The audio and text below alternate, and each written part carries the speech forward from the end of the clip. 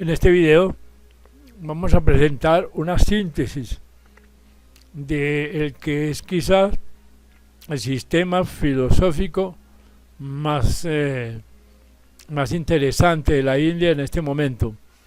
Lo vamos a comparar con el que presentamos en un video anterior, que es el sistema Sankhya, y vamos a subrayar la importancia que ha tenido en los filósofos occidentales. Para el efecto nos vamos a regir, como siempre, por un libro llamado Filosofías y Religiones de la India, del escritor Yogi Ramacharaka. Dice así este escritor: el sistema Vedanta. Dice: la escuela predominante en la filosofía de la India es la del sistema llamado Vedanta, conocido también con el nombre de Uttaramimamsa, que significa, comillas, subsiguiente investigación, o comillas, investigación ulterior, y se usa en sentido opuesto al Purvamimamsa, o que es la investigación primaria.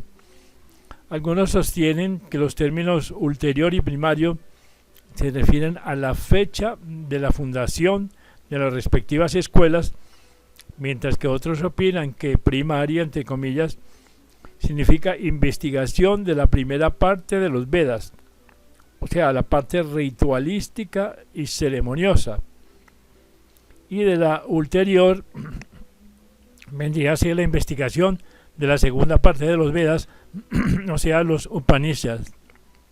Esta segunda opinión parece apoyarse en que la palabra Vedanta significa, comillas, el último Veda.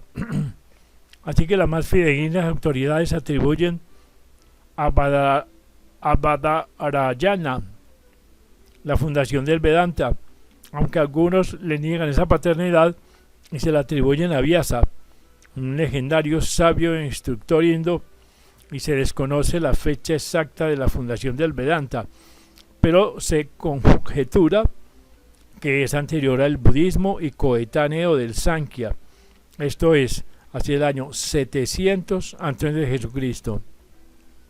Así pues, las enseñanzas vedantinas reconocen y admiten la primera parte de los Vedas referente a las ceremonias, ritual, culto, etc., pero prescinden de todo ello porque toman por tema capital la segunda parte de los Vedas, o sea, los Upanishads, que tratan de la investigación de Brahman, o el absoluto, y de su manifestación en el universo fenomenal.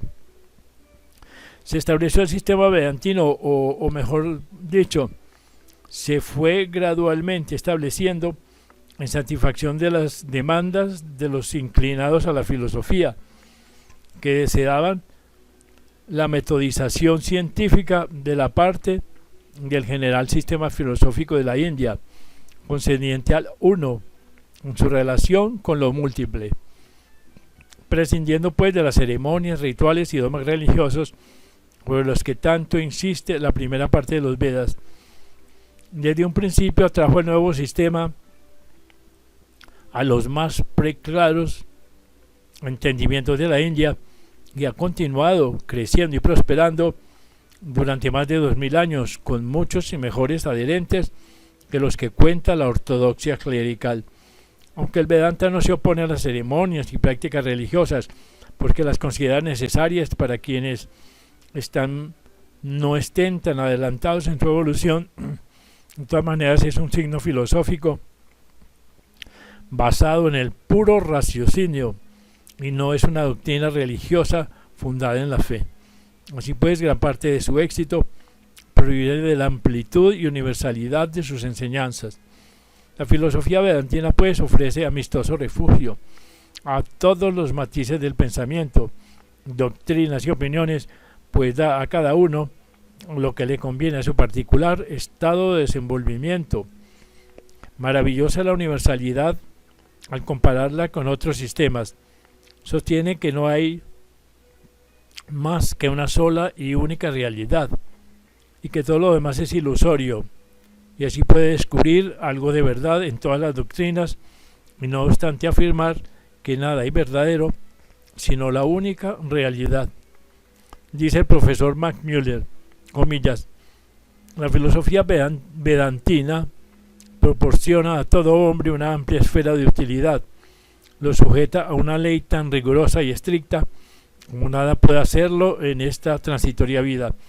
Le ofrece una deidad a quien adorar, tan omnipotente y majestuosa como las divinidades de cualquier otra religión. Tiene dispuesto lugar para todas las religiones, es decir, que las abarca todas. Así que hay otros sistemas filosóficos con sus prosélitos, pero a todas aventaja el Vedanta.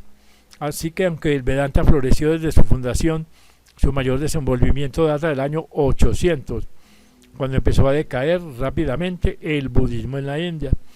El budismo había desvanecido la creencia popular en muchos dogmas de la religión hinduista, pero su doctrina de la aniquilación no satisfacía los anhelos del pueblo índico, siempre adherido a sus ideales de espiritualidad. Era imposible el retorno a los antiguos formulismos, pero sin embargo, la nueva y fría doctrina de Gautama, el Budo, no satisfizo, aunque había prevalecido durante más de un milenio. Así que en respuesta a esta necesidad, los vedantinos comenzaron a propagar sus doctrinas con el amplio y tolerante espíritu que siempre se ha caracterizado a los instructores hindúes, quienes reconocen alguna verdad en los conceptos de sus oponentes, pero al propio tiempo exponen lo que ellos parece ser una más alta verdad. Así pues, el Vedanta es una amplitud de miras y la buena voluntad de admitir a quien quiera, quien exigir la abjuración de sus predilectas creencias preconcebidas. Así que se adquistó la, entre comillas, simpatía de la gente. El Sutra Brahma, primer tratado vedantino, tuvo por complemento el idóneo y brillantísimo comentario titulado el Bhashya, original de Sri Sankaracharya, a quien disputan los vedantinos como uno de los más insignes filósofos del mundo y lo apellidan, comillas, segundo padre del sistema. Así que dificilísimo es exponer brevemente el concepto fundamental de la filosofía vedantina, porque tiene doctrina exotérica y esotérica. La exotérica es muy variada y a propósito para el vulgo, que es incapaz de comprender los altos conceptos de la esotérica. Está reservada a quienes por su vigor mental pueden elevarse hasta el absoluto idealismo de esta enseñanza. Según dijimos, la filosofía vedantina trata de la investigación de Brahman, de su manifestación en el universo fenomenal y en las almas individuales. Los autores del Vedanta, pues, hallaron firmemente establecida en la mitad de los hindúes la doctrina de aquello, de lo absoluto, de Brahman, que es reconocido como el origen de todas las cosas, como el todo en sí mismo. Ya supusimos y expusimos en la lección segunda que a pesar de los muchos intentos para explicar la manifestación del universo material, todas se han compendiado en el concepto generalmente sostenido en la India de que aquello, o Brahman, había emanado de sí el universo y las almas individuales. Sin embargo, ningún intento se hizo por explicar el cómo, entre comillas, de esta emanación. Es decir, los hindúes hacían la pregunta de qué manera el uno se convierte en múltiple. Todos los filósofos reconocieron que el universo debe haber procedido de la asistencia del infinito y eterno Brahman, porque para la mitad de los hindúes es un absurdo la creación ex nihilo de la nada, porque no es posible que algo salga de la nada. Así que la duda estaba en el procedimiento de la manifestación.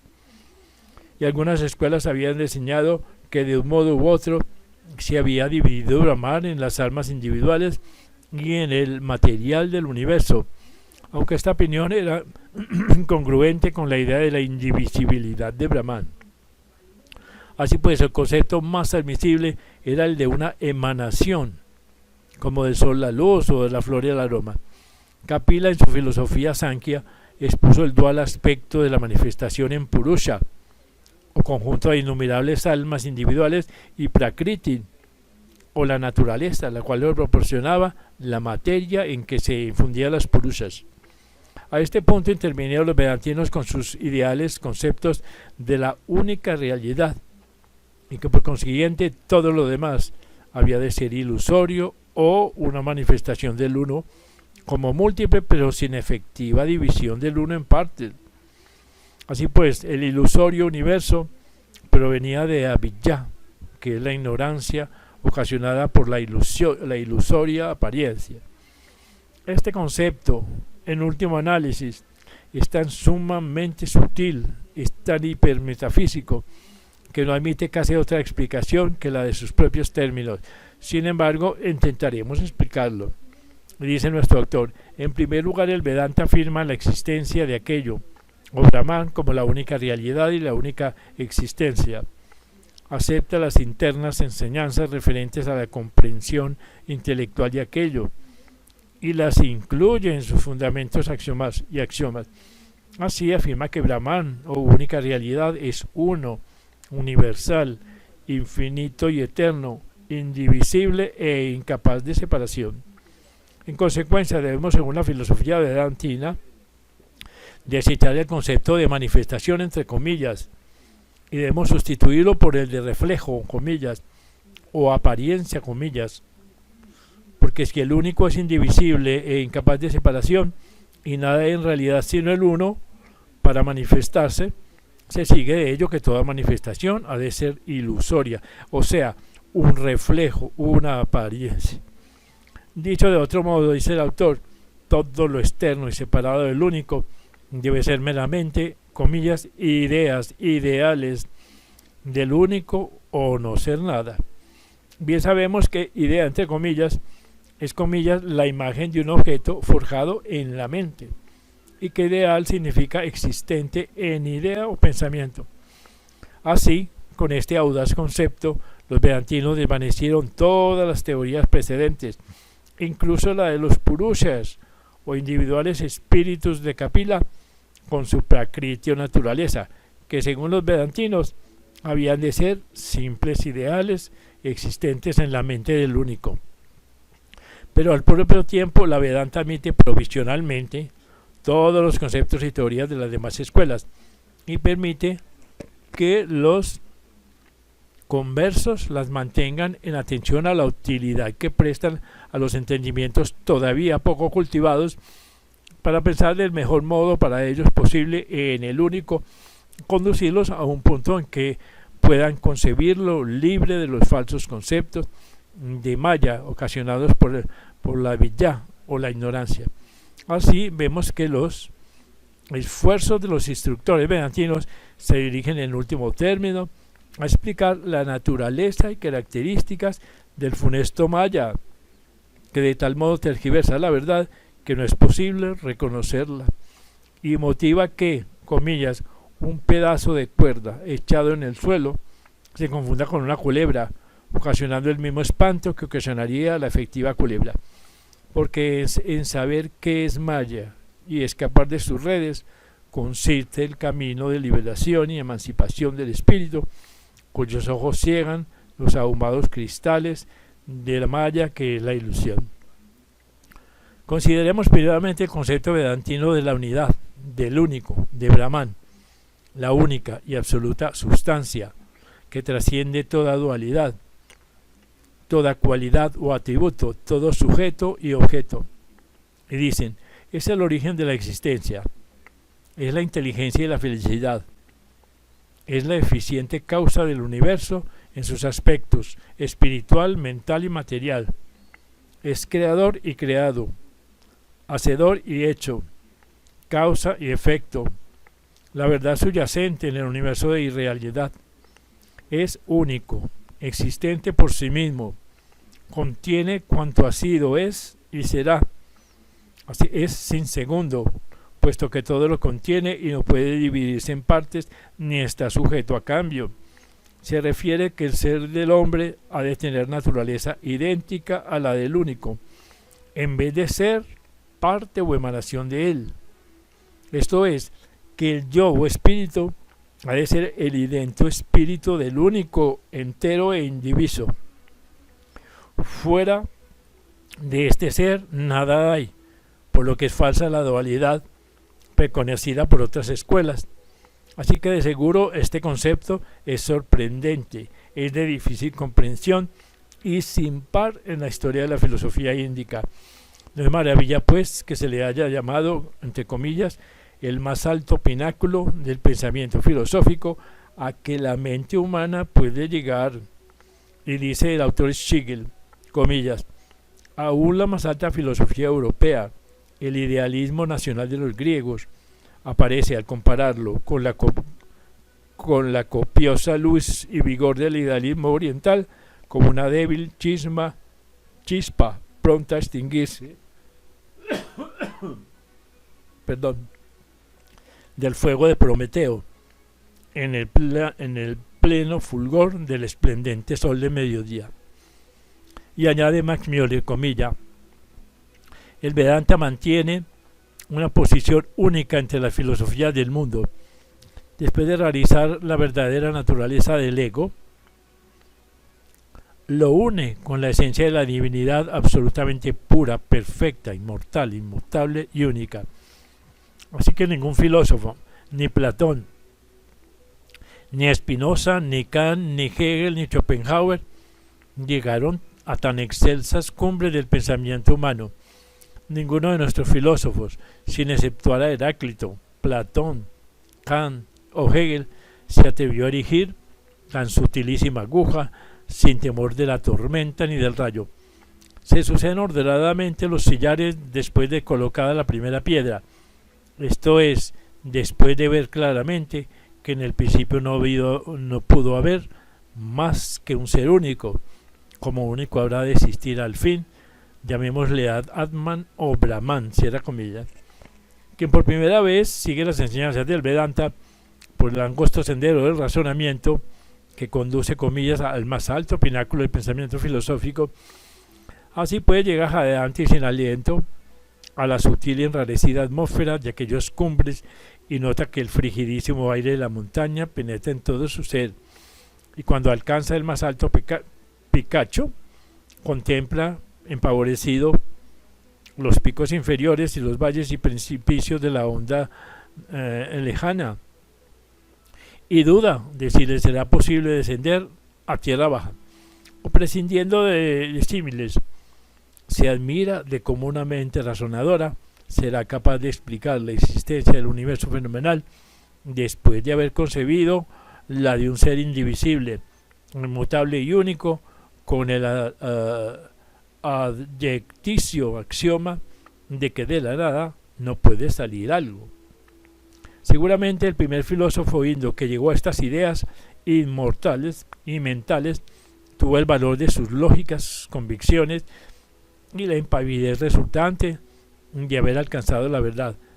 Pero veamos cómo los vedantinos salen de este intrincado laberinto del que parece que no pueden escapar, afirma el señor Ramacharaka. Los vedantinos pues consideran a Prakriti o naturaleza no como un principio, según lo consideraba Kapila, sino como uno de los tantos fenómenos del universo, pues el único principio de los vedantinos es Brahman. Pero ¿cómo consiguen la formación del universo material y la existencia de las almas individuales?, se pregunta. Desde luego que en modo alguno dicen que procediera de la nada, ni de una separación, división o cambio de Brahman, porque Brahman es superior y anterior a todas las cosas. Así pues, viene la pregunta, ¿de dónde o de quién procedieron?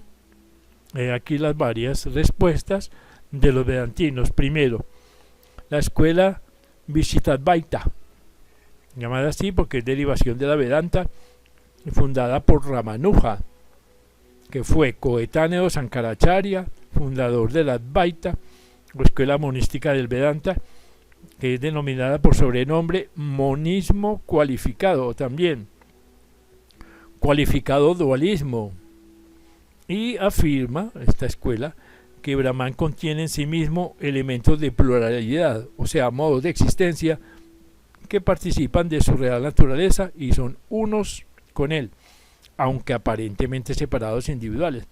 Es decir, que según Ramanuja, así como las células del organismo humano y sus agrupaciones, incluso los glóbulos rojos sanguíneos, se pueden considerar como propios del hombre, más bien que como partes separadas de él, pero que al propio tiempo manifiestan individual, así como también las almas individuales son propias de Brahma y no independientes de él, aunque la apariencia individualizada. Así que opina esta escuela que el universo material es solo una ilusión o maya producida por la ignorancia de dichas almas individuales, pero cuando estas almas comprendan su idéntica naturaleza con Brahman, se desvanecerá el hechizo de Maya y el alma, libre de samsara y de las reencarnaciones, retornará a su prístino estado de felicidad. Y añade el señor Ramacharaka: esta explicación parece que satisface en buena parte a la pregunta con lógica argumentación, pero los monistas o advaicistas, que no admiten el dualismo y constituyen la otra rama del Vedanta, consideran esta explicación como una verdad a medias y es indigna del verdadero Vedanta. Y sin prejuicio cabe decir que Ramanuja parece intentar una componenda o batirse en retirada después de haber izado el estandarte de las alturas filosóficas, como si quisiera establecer una aveniencia con la escuela Sankhya al admitir las almas individuales, o con la escuela de Patanjali, con sus almas individuales también y su Purusha universal. Pero desde otro punto de vista parece como si Ramanuja mudara el concepto del ser eterno, infinito, inmutable e indivisible en el de un Brahman atomístico compuesto de innumerables elementos entre comillas o modalidades entre comillas, que aunque no se le llamen partes, de todas maneras contrarian el consejo del indivisible Brahman, entre comillas, sin nada dentro ni fuera de él. Y de esta manera resulta ciertamente que la final posición de Ramanuja es pues una retirada de la primitiva y que o temió llevar el concepto original a su lógica conclusión o que la gente no lo comprendiera. Y añade: parece más probable esto último porque muchos indos adheridos a las enseñanzas vedantinas no son capaces de comprender la extraña posición idealística en que se coloca la escuela Advaita de Sankara, y les satisface mucho más el cualificado monismo de la escuela de Ramanuja. Aunque cabe decir que hay dos escuelas del Vedanta cuyos prosélitos se denominan igualmente vedantinos, lo cierto es que los eruditos libres de prejuicio, tanto de Oriente como de Occidente, reconocen en la escuela Advaita el verdadero Vedante, esto es, el que lleva el argumento hasta sus últimas consecuencias lógicas sin recelos ni componendas.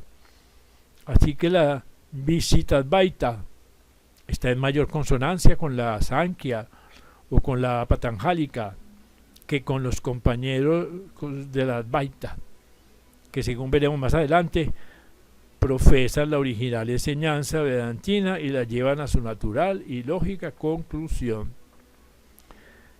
Añade el señor Ramacharaka: pero antes consideremos la opinión mantenida por algunos vedantinos independientes que sin pertenecer a ninguna de las dos ramas del Vedanta miran la verdad desde su peculiar punto de vista. Estos vedantinos independientes mantienen un concepto algo semejante al de la manifestación, como si dijéramos una aparente más bien manifestación. Expresan simbólicamente que este concepto, y así unos comparan las almas individuales y las chispas que saltan de la hoguera y vuelven a caer en ella, pero siempre en el campo de las ondas caloríficas de la hoguera, y por lo tanto no separadas independientemente de ella.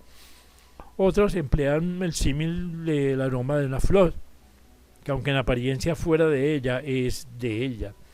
Otros ponen el ejemplo de los rayos del sol, que aunque parecen separados, son del sol. Sin embargo, todos estos símiles dan una idea de la, entre comillas, emanación, pero tienen alguna semejanza con la idea de, ya vista, de manifestación, entre comillas. Aún quienes cercanos al concepto de los anteriores prefieren la idea de reflejo, entre comillas, mejor que emanación, y admiten la existencia de algo más, entre comillas, de una especie de trasfondo o objeto del reflejo, a que llaman Maya, lo mismo que los Advaitas. De esta forma, los partidarios del reflujo comparan la relación entre Brahman y las almas individuales con el reflejo del sol meridiano en millones de gotas de lluvia, cada una de las cuales parece contener un sol en miniatura, reflejo del verdadero sol, que no queda menoscabado para nada en lo más mínimo por sus innumerables reflejos. Este concepto está firmemente sostenido por muchos pensadores, aunque implica la existencia de algo, entre comillas, ilusorio, simbolizado por las gotas de lluvia, y también se ha de reconocer que el reflejo, entre comillas, depende de una emanación de la luz y los rayos del sol. Pero ¿acaso llevamos la figura de dicción más allá de lo conveniente? La idea, pues, del reflejo, entre comillas, es muy grata al gran número de pensadores indios y parece extrañar la insinuación de una subyacente verdad que sutilmente escapa a quien desearía comprenderla. El símil se representa a veces en el sentido de que el sol se refleja en innumerables vasos de agua, presta su luz y espíritu al agua contenida en los vasos. En este símil, pues, el vaso simboliza el cuerpo físico, el agua es la mente, la luz el sol del espíritu. Es un poético concepto en estrecha correspondencia con las ocultas enseñanzas referentes a las relaciones entre dichos tres principios de la constitución del ser humano. Y añade el señor Ramacharaka, dice: el criterio Advaita puede exponerse con solo citar las palabras con que el profesor Max Müller terminó una de sus famosas conferencias sobre la Vedanta. Dice comillas: en medio versículo resumiré lo que contienen centenares de volúmenes. Brahman, pues, es verdadero, el mundo es falso, y el alma es Brahman y no otra cosa. Esto significa que, en vez de concebir la existencia de innumerables almas individuales, ya sean manifestadas, creadas, emanadas, reflejadas, envueltas en un principio material de Maya o Prakriti, que pierden en identidad y constituyen un falso universo, concibe la Advaita al mismo Brahman, envuelto en el funesto principio de Maya, cuya ilusión le alucina y cuyo hechizo le fascina, imaginándose separado en innumerables espíritus o almas y construyendo un imaginario universo sensorio que mayormente lo encadena. Desde luego que es muy cruda esta semejante exposición de la doctrina, pero vemos que es auténtica, aunque escueta y audaz. Y se pregunta el señor Ramacharaka: ¿qué filósofo se atrevió a expresarse antes de tal modo? Y responde: si acaso lo hubo, no lo menciona la historia de la filosofía. Así que termina el señor Ramacharaka diciendo: tal es la esencia de la enseñanza Advaita, el infinito envuelto en una ficción por él mismo imaginada, que se sume en la ensoñación, entre comillas, del universo fenomenal y se imagina ser innumerables espíritus o yos, en vez de ser el único espíritu y el único ser, el todo. Seguramente este es la más audaz vuelo del pensamiento humano en el enrarecido ambiente de la filosofía idealística, pero aún no hace más que llevar la premisa a su lógica conclusión y elude después con suma valentía y honradez mental la inevitable filosa alternativa. Esta es la extrema posición de la idealística filosofía vedantina. Y añade: porque si Brahman es la única realidad indivisible, inmutable y sin segundo, resulta lógico que lo fenomenal, manifestación del samsara, y su acompañante universo material son ilusorias ficciones engendradas por la engañosa imaginación del mismo Brahman, cuya primera fase es la ilusión de separatividad y la segunda la ilusión del universo sensorio que aparece ante las almas, entre comillas, las cuales también son ilusiones de la mente de Brahman, quien al verse reflejado en el agua de innumerables vasos de Maya se imagina que es múltiple en vez de único. El mismo Brahman se ve con las innumerables ojos de los individuales reflejos de sí mismo. Así que las almas individuales persisten en su ilusorio y ficticio reflejo o semejanza mientras están atadas por los lazos de samsara, pero nunca dejan de ser Brahman. Por medio de los organismos y formas así construidos, el ilusionado Brahman se manifiesta en innumerables reflejos unitarios y semejantes de sí mismos, se mueve, actúa, desempeña sus múltiples papeles en el escenario de Maya y se identifica con las innumerables imágenes de personajes únicamente existentes en su imaginación. De esta manera, las almas individuales solo pueden liberarse de Maya y despertar del sueño de samsara por medio del reconocimiento de su unidad con Brahman. Únicamente mediante este conocimiento, entre comillas, puede el alma emanciparse de su aislamiento y recobrar la conciencia de su verdadero ser.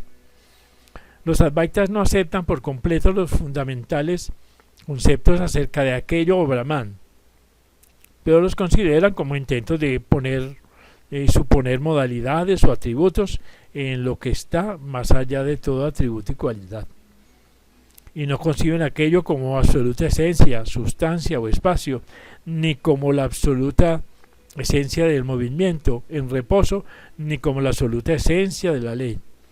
Así pues, prescinden de todo esto y remontándose más allá del manantial de la filosofía, conciben aquello a Brahman como Sat, Chit y Ananda, y lo cual significa absoluta existencia, absoluto conocimiento y absoluta felicidad.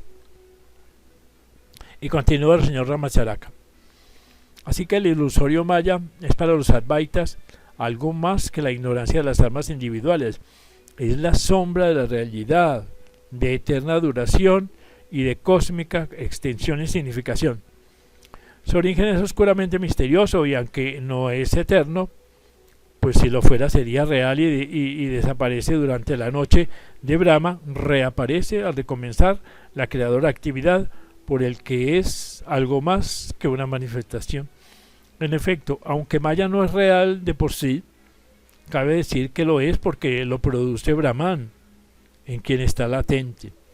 Los advaitas ven en Maya la causa material del universo que los Sankhyas atribuyen a Prakriti, pero no consideran los advaitas a Maya como algo, entre comillas, según consideraban los Sankhyas a Prakriti, sino simplemente como sombras, coberturas de algo.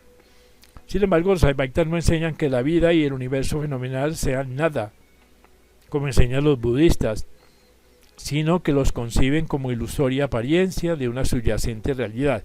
Y aunque tal apariencia es esencialmente ilusoria, es real cuando está cuanto a la vida práctica. Según así, se ha de considerar con buen criterio y razón. Dice también Max Müller sobre este particular, comillas, sostienen los vedantinos que en la práctica de la vida se ha de considerar real el universo, en sus dos aspectos, objetivo y subjetivo. Es tan real como cualquier cosa puede serlo en la mente ordinaria y no mera vacuidad, como afirman los budistas. Así es que la filosofía vedantina deja al hombre una amplia esfera de real utilidad y lo sujeta a una ley tan estricta como nada puede serlo en esta transitoria vida, comillas. Así pues lo comprenderemos si consideramos que aún en la imaginación o en sueño de Brahman debe haber un elemento de efectividad. Y aunque samsara sea ilusorio, no es absolutamente ficticio. Los fenómenos no son más que indicios de la ilusoria apariencia de una subyacente realidad. Y ese poeta que, comillas, los sueños son verdad mientras duran. Por lo tanto, el universo fenomenal puede considerarse como verdadero mientras no conozcamos la verdad. Cuando Brahman despierta, desaparece el universo y las almas reconocen su unidad. El universo de las almas no quedan absorbidas entre compañías en Brahman, sino que Brahman se levanta y lo fenomenal apariencia se desvanece como un sueño. De esa manera, la filosofía Advaita considera a Brahman como la real causa del universo, porque todo procede de él. También lo considera como la causa aparente, porque el proceso de Maya, análogo al de Prakriti y de los Sankhyas, depende de la existencia de Brahman, pues Maya carece de energía y obra por la inducida energía de Brahman, como el imán induce energía magnética en las partículas de acero.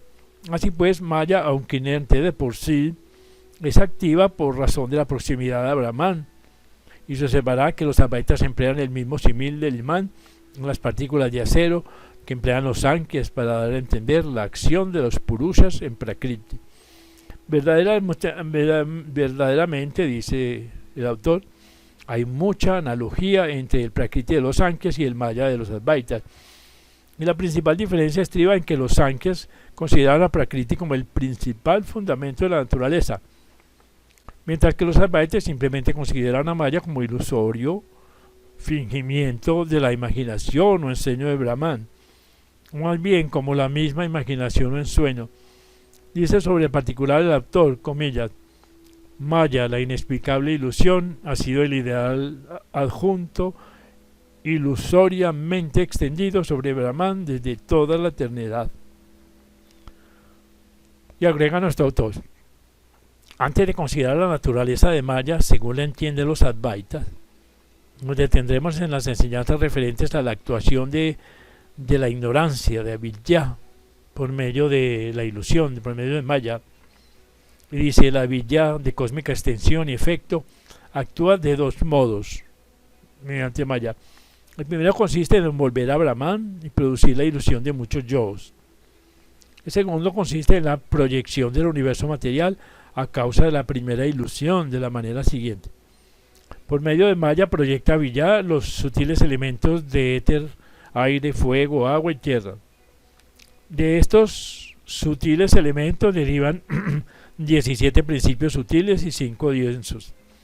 Los 17 principios sutiles son los 5 sentidos de la vista, oído, olfato, gusto y tacto. Los 2 principios mentales son buddhi, o sea, de comprensión y raciocinio, determinación. Y el manas, o principio de voluntad e imaginación. Y los 5 principios que rigen los órganos de acción. Esto es, los de la palabra, las manos, los pies, los órganos, la excreción, los de generación. Los 5 alientos o energías vitales o modalidades de prana. Y de los 5 elementos densos derivan de la combinación de los útiles y sus actividades y operaciones constituyen el universo material. Esta clasificación pues de los principios es común a la mayoría de los sistemas filosóficos de la India. Parece derivar de alguna fuente antiquísima, de suerte que los fundadores de las escuelas las aceptaron sin reparo y le incluyeron en sus enseñanzas. Ya aparecerán estos principios en otros sistemas que estudiaremos más adelante. Pero las más prestigiosas autoridades modernas no toman muy seriamente esta clasificación de principios y más bien la consideran anticuados, aunque por lo relativo a los principios mentales y la psicología de ellos derivada, los pensadores indios afirman que explican las operaciones de la mente mucho mejor que cualquiera de las teorías e hipótesis occidentales. Por lo tanto, si exceptuamos los principios mentales, todo lo demás de la clasificación se ha de eliminar de la filosofía índica, pues para nada afecta esta eliminación a los principios fundamentales. Así pues, la escuela vedantina acepta el concepto prevalente en la India acerca de los varios principios o envolturas del alma individual, a saber, el cuerpo físico, la fuerza vital, el cuerpo astral, el alma animal, el alma humana, el alma espiritual y Atman o espíritu. Estos últimos principios constituyen la individual que se reencarna, mientras que los 4 primeros se desintegran al morir el cuerpo físico o poco después. Esta clasificación es común a los diversos sistemas filosóficos de la India y concuerda con la expuesta en otras obras de este mismo autor, que se llaman 14 lecciones de filosofía yogi. Y añade nuestro autor, antes de terminar, y dice, los vedantinos admiten las enseñanzas de la reencarnación y el karma que forma parte del fundamental pensamiento filosófico religioso de la India. Según la abuela Visistadvaita de Ramanuja, el samsara o ciclo de existencias y el karma significan la evolución y progreso del alma a través de las nieblas de la Vidya y de la Maya hacia el reconocimiento de sí misma como un elemento de la naturaleza del único. Mas para la escuela Advaita de Sankara, el samsara con sus incidentes de reencarnación y karma es parte de la ilusión universal y ambos desaparecerán cuando el alma reconozca que no es una entidad individual, sino un torcido reflejo, apariencia del mismo Brahman, por él creado en su imaginación o en sueño. Así, la reencarnación y el karma son para los advaitas maya dominante, dimanante de la ignorancia, que se desvanecerán mediante conocimiento, llamado vidya, de la verdad. Cuando el alma reconozca que es Brahman y despertando del sueño del samsara, se desvanezca Maya como neblina matinal o rayos del sol. Sin embargo, como ya dijimos, la doctrina Advaita sostiene que para los efectos prácticos del samsara o ciclo de existencias es una realidad e igualmente verdadero las reencarnaciones y el karma, porque hasta que despierte el durmiente, el mundo experimental es el único positivo para el alma y sus leyes y normas, entre las que cuentan en la reencarnación y el karma, están intactas en plena vigencia. Únicamente cesan de regir en el hombre cuando reconoce que es Brahman. Así que añade la escuela Advaita que si al fin no hay nada que reencarne por no afectarlo el karma, resulta entonces que renacimiento, muerte y karma solo son manifestaciones de la ilusión, el mecanismo del sueño. Así es que para pensar de sostener en firme y positivamente las enseñanzas de la reencarnación y el karma, niega la escuela Advaita su ultérrima realidad. Entre los vedantinos hay muchos que mantienen la idea de Isvara, que viene a ser un dios personal, un demiurgo, un logos. A pesar de las muy avanzadas que están algunas sectas vedantinas, no se levanta oposición a esta doctrina que haya lugar en una vastísima tienda de la Universidad Vedantina. Se explica esta idea de Isvara y se armoniza con sus enseñanzas fundamentales, diciendo que al iniciarse el proceso creador, Brahman, mayávicamente difundido, se manifiesta primero como Isvara, de quien después procede el resto de la creación. Y así se dice que las almas individuales son de la misma naturaleza que Isvara, quien a su vez es idéntico a Brahman. De esta suerte, Isvara representa la colectiva totalidad de los diversos principios manifestados en las individuales formas y unidades del universo fenomenal. Isvara pues es el alma universal, que entraña la totalidad de los tres principios superiores difundidos entre las almas individuales, al paso que contiene en su cuerpo la totalidad de los cuatro principios inferiores. A Isvara se le puede adorar como a un dios personal, amar como a una superalma.